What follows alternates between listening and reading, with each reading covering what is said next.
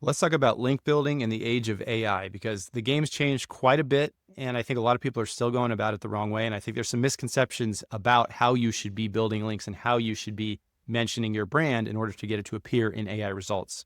It used to be that it was a one-off deal where you'd go and get a backlink from a blog or other website, and they would place you in an existing piece of content, or they'd write a new piece of content around you, more or less. The problem with this approach is it doesn't really factor in how AI and LLMs work, how they cite sources.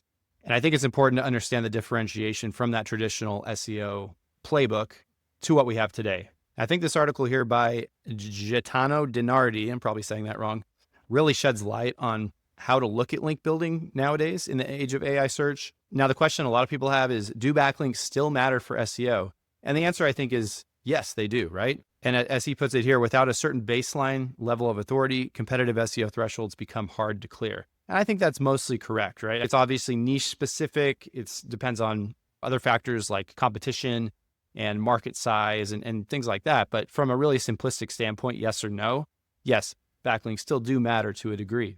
Now, the way you go about acquiring those links has changed quite a bit. But I think if you do it the right way, you can fulfill two areas. You can fulfill the kind of the traditional SEO need to acquire backlinks and improve your overall authority and presence that way.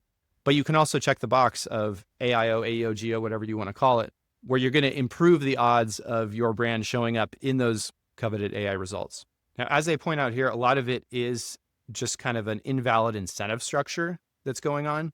Yeah, I've worked with so many agencies where you go through a list of vendors, you have columns for, did we reach out to these people? Did we not? What was their response, if anything? And then what was ultimately the link price that was negotiated in that sort of process? If I'm just being honest, that's how most of the process works at most agencies, right? And I think from a sales standpoint, if you're an agency, this is a really easy way to gain clients and to send out monthly reports that look fulfilled and completed. And, you can pat yourself on the back that, look, we delivered 5 backlinks for you each month.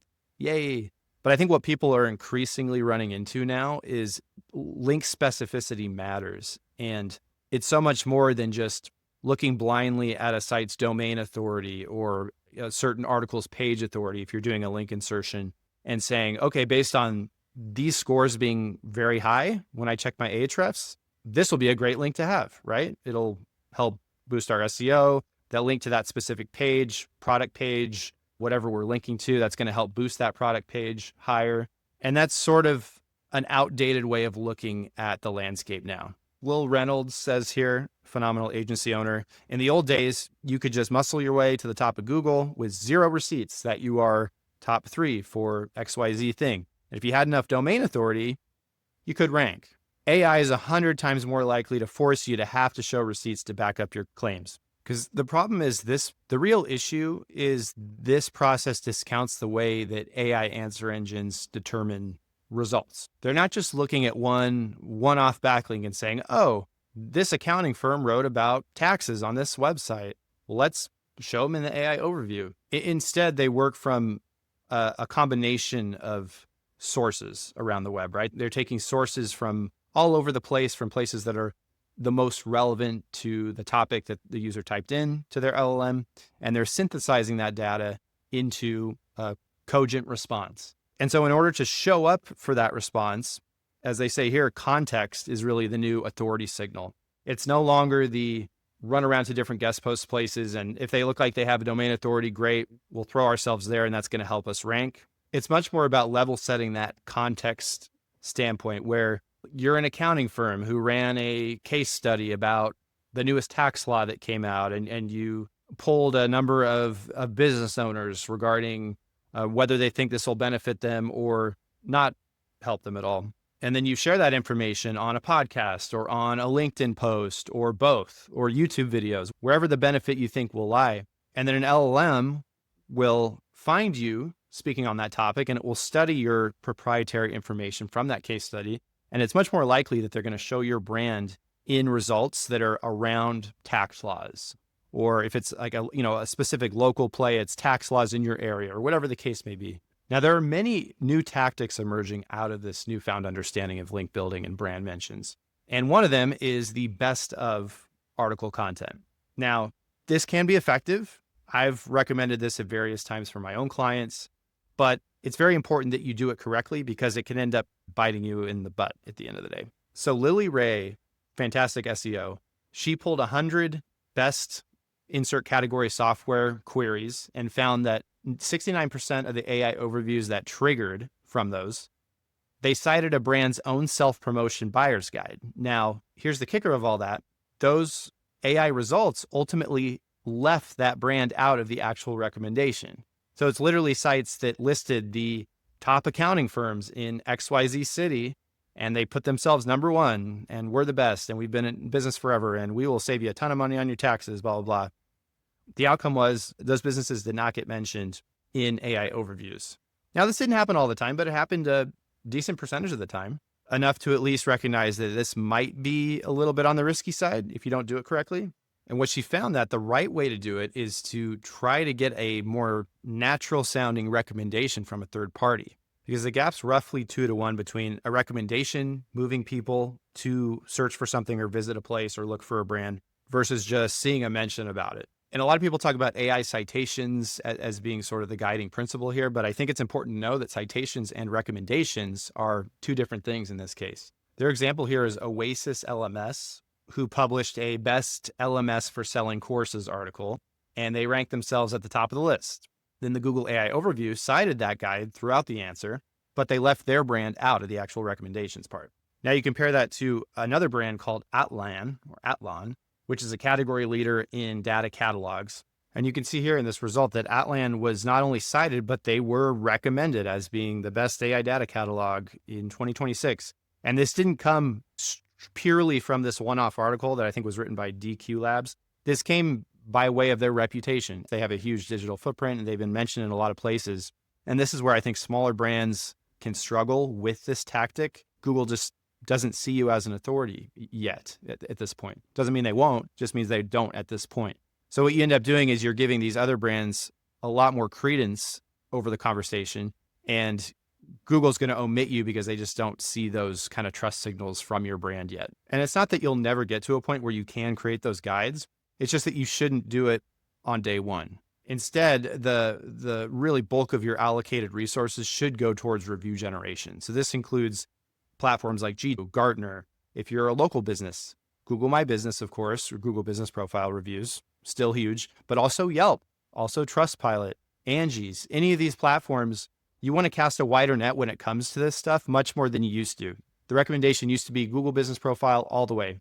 Now it's, no, you need to keep up with Yelp. You need to keep up with all these resources, maybe even G2 if there's crossover to B2B, depending on your business type. Another step you can take that's kind of along these lines that I'd recommend for a lot of businesses is look at local reward opportunities. Or sorry, I said reward. I mean local award opportunities.